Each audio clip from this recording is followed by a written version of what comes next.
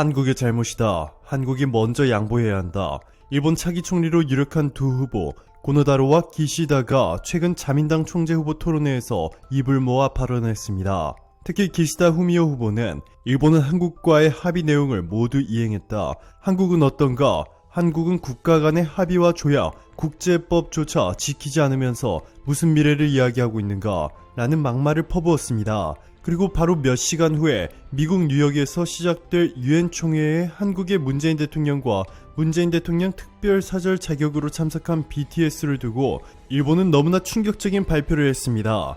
일본의 극우 언론들은 이번 문재인 대통령의 행보를 두고 한국 청와대가 문재인 대통령의 지지율을 올리기 위해 BTS를 동원했다. K-POP 스타를 이용해 자신의 지지율을 올리고 불리한 현안에 대한 물타기를 시도하고 있다. BTS를 사적으로 이용하지 말라 라는 황당한 보도를 대대적으로 냈습니다. 그런데 이는 사실이 아닌 것으로 밝혀졌습니다. 일본이 이렇게 한국 대통령의 행보에 극도로 민감하게 반응하며 온갖 시기 질투를 숨김없이 표출하고 있는 이유는 그만큼 한국이 놀라운 기적을 만들어내며 일본을 압도하고 있기 때문이었습니다. 미국의 대표 뉴스 중 하나인 ABC 뉴스는 유엔이 한국의 문재인 대통령에게 BTS를 초청해 줄 것을 직접 요청했다. 이에 문재인 대통령은 유엔 측의 요구를 수용하고 BTS의 대통령 특별사절을 위한 붉은색 외교관 여권을 수여했다고 전했습니다. 네, 그렇습니다. 일본 극우 언론들의 보도와는 달리 BTS가 문재인 대통령과 함께 유엔 총회에 참석하게 된 것은 문재인 대통령의 지지율을 끌어올리거나 현 상황에 대한 물타기 전략이 아닌 유엔의 공식 요청이 있었기 때문이었고, 코로나19가 시작된 시기부터 현재까지 세계에서 가장 놀라운 방역과 경제 성장을 이끌어오며 세계 주요 언론들로부터 연일 극찬을 받고 있는 한국의 문재인 대통령과 어느덧 세계에서 가장 영향력 있는 가수로 거듭난 방탄소년단이 이번 유엔에서 놀라운 시너지를 발휘했습니다. 여기서 더 놀라운 사실은 문재인 대통령은 전체 유엔 가입국 정상을 대표하는 유일한 정상 참석자로 선택받았다는 것입니다. 문재인 대통령은 이번 연설에서 코로나 극복과 기후변화 등을 위한 국제사회의 연대 필요성을 역설하고 미래 세대의 관심을 촉구했는데요. 그만큼 한국이 코로나19 팬데믹 시기에 전 세계에서 가장 모범이 되는 최고의 방역국가로 극찬을 받고 있는 동시에 가장 빠른 속도로 성장하며 세계에서 가장 중요한 핵심 국가로 발전해 나가고 있는 만큼 전 세계의 롤모델로 급부상했기 때문입니다. 블룸버그는 한국 실업률이 역사상 가장 낮은 수준을 기록했다며 전 세계 모든 국가들이 코로나로 심각한 구직난을 겪는 가운데 한국 혼자 다른 세계에 있는 것 같다며 놀라움을 감추지 못했습니다. 이뿐만이 아닙니다. 한국이 유엔 산하 세계 지식재산기구가 20일 발표한 글로벌 혁신지수 평가에서 역대 최고인 5위에 올랐습니다. 산업통상자원부와 특허청에 따르면 132개국을 대상으로 진행된 이번 평가에서 한국은 스위스, 스웨덴, 미국, 영국에 이어 5위를 차지했습니다. 작년보다 5계단 상승하며 상위 20개국 중 혁신 역량이 가장 많이 개선된 국가로 평가됐습니다. 스위스, 스웨덴, 미국, 영국은 작년에 이어 올해도 1위에서 4위를, 아시아에서는 한국에 이어 싱가포르 8위, 중국과 일본이 각각 12위와 13위를 차지했습니다.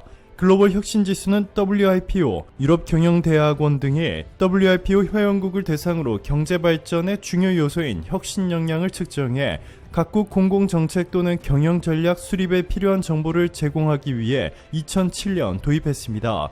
그만큼 한국 정부가 투명하고 강단 있는 정책을 펼치며 코로나19 팬데믹 기간 동안 선방했고, 한국 기업들도 과감한 투자와 고용 확대 정책을 통해 마치 한국은 코로나19의 피해를 받지 않은 듯한 착각을 들게 만들어 주었습니다. 산업부 관계자는 이번 성과에 대해 어려운 대내외 여건 속에서도 미래에 대한 투자를 지속하고 이러한 투자가 무형자산의 창출과 확산으로 활발히 이어진 덕분이라고 분석했습니다. 또한 최근 정은경 청장의 발표도 전 세계 언론들이 집중 보도하고 있는데요. 여전히 코로나19 때문에 심각한 경제 위기와 심지어 호주와 유럽, 동남아 등 상당수 국가들의 국가 봉쇄조차 풀지 못하고 있는 가운데 한국은 다음 달이면 위드 코로나가 가능할 것이라는 깜짝 발표가 나왔습니다. 정은경 질병관리청장은 신종 코로나 바이러스 감염증 방역 체계를 소위 위드 코로나로 전환하기 위해서 10월 말까지 백신 접종률을 끌어올려 고령층의 90%, 성인층의 80% 이상이 접종이 가능할 것이라 전했습니다. 정 청장은 26일 백신 접종에 대한 국민의 질문에 답하는 방식으로 진행된 전문가 초청 설명회에서 방역체계 관련 질문에 위드 코로나로 전환하거나 보완하기 위해서는 고령층의 경우 90% 이상, 일반 성인은 80% 이상 접종이 완료되는 것이 필요하다라고 말했습니다.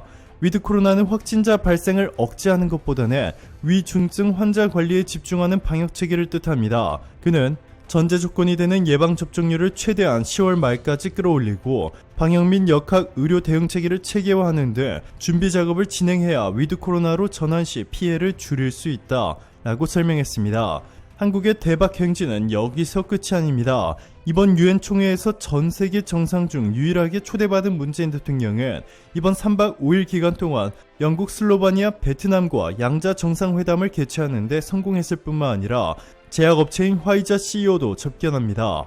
앞서 모더나와 아스트라제네카, 큐어백 대표를 모두 만나 한국에 안정적인 백신 공급을 하도록 이끌어냈는데 이번에는 화이자까지 한국에 대규모 추가 공급을 당부하며 조만간 한국은 모든 종류의 백신이 남아도는 전 세계에서 몇 안 되는 국가로 거듭나게 됐습니다. 이에 영국은 최근 한국에 파격적인 발표를 했는데요. 한국을 녹색 국가로 지정하고 한국에서 백신을 접종하고 14일이 지났다면 자가격리를 면제해주는 것은 물론이고 입국 전후로 코로나 검사도 면제해주겠다고 밝혔습니다. 일본인과 중국인들은 여전히 14일 격리뿐만 아니라 입국 전후로 코로나 검사도 해야 하는 것을 고려한다면 한국이 얼마나 대단한 위치에 있는지 쉽게 체감할 수 있습니다. 현재 외신들은 문재인 대통령의 외교 능력에 대해 극찬을 쏟아내고 있습니다. 대한민국 역대 대통령 중 압도적인 실력이라 말하고 있는데요. 미국 일간지 시카고 트리뷴이 지난달 21일 워싱턴에서 열린 한미 정상회담과 관련 문재인 대통령의 리더십을 조용하지만 성숙하고 효과적이라고 평가하는 내용의 칼럼을 최근 실었습니다. 미 카시시 대학 아서 사이어 교수는 칭찬받아 마땅한 문재인 대통령의 조용하고 효과적인 리더십, South Korea President Moon deserves praise for quiet, effective leadership 이라는 제목의 기고문을 통해 문 대통령의 리더십을 이같이 조명했습니다. 사이어 교수는 문 대통령과 조 바이든 미국 대통령의 정상회담에 대해 미국 언론의 관심은 라이프 퍼켓 미 육군 예비역 대령에게 명예훈장을 수여하는 것에 집중됐다며 문 대통령은 이 수여식에 참석했는데 외국 정부의 수장이 수여식에 참석한 것은 사상 처음 있는 일이라며 현재 바이든 미국 대통령이 한국의 문재인 대통령을 얼마나 특별 대우하고 있는지 설명했습니다. 사이어 교수는 지난 4년간 문 대통령은 도널드 트럼프 전 미국 대통령과 김정은 북한 국무위원장과의 공개적인 외교와 극단적인 발언에 가려졌었다며 트럼프 전 대통령과 김 위원장은 이례적으로 언론의 관심, 발전 양상에 대한 성명, 긴장된 양국 관계의 진전을 약속하는 등의 정상회담을 여러 차례 가졌지만 결과로 남은 것은 아무것도 없었다라고 지적했습니다. 그러면서 문 대통령은 취임 이후 물밑에서 북한과의 오랜 적대관계를 개선하기 위해 열심히 일했고 아시아에서 효과적인 리더십을 확고히 했다라고 평가했습니다. 사이어 교수는 2018년 말 영향력 있는 매체인 아시아뉴스 네트워크가 문 대통령을 올해의 인물로 선정한 것을 주목했습니다. 그는 문 대통령은 북한과 미국 사이에서 계시자이자 중재자 역할을 수행해 북미 정상이 만나는 데 중요한 역할을 하면서 칭송을 받았다면서도 이러한 성과는 지나치게 단순화되고 최소화되곤 한다라고 지적했습니다. 사이어 교수는 문 대통령은 한국의 정치적 발전 측면에 중요한 방식을 전형적으로 보여준다라는 평가도 했습니다. 그는 문 대통령은 남과 북 사이에서 긴장감이 흐르고 불확실했던 시기에 대통령으로 취임했다며 임기 초기부터 북한과의 관계를 강조했다라고 말했습니다. 한미 양국의 역사적인 특별한 관계도 설명했습니다. 그는 1950에서 1953년 사이 잔혹한 한국전쟁을 통해 한미 양국은 매우 강력한 유대관계를 공고히 했다며 베트남 전쟁 동안 한국은 남베트남에 5만여 명의 군인을 주둔시켰다라고 했습니다. 그러면서 이렇게 끈끈한 관계를 통해 북한 또는 더 넓은 범위를 겨냥한 외교적 전략적 이니셔티브를 수립할 강력한 토대를 마련할 수 있었다라고 분석했습니다. 그는 또한 유엔 경제 제재는 집권 세력을 포함한 북한에 명확하게 타격을 주고 있다 라며 북한은 한국 및 미국과 관계를 회복해야 한다고 촉구했습니다. 사이어 교수는 마지막으로 이렇게 말했습니다. 미국의 정책 위반자들은 문 대통령의 성숙한 리더십에 공개적으로 찬사를 보내야 한다 라고 말이죠. 오늘도 감사합니다. 최고로 멋진 하루 보내시길 바랄게요.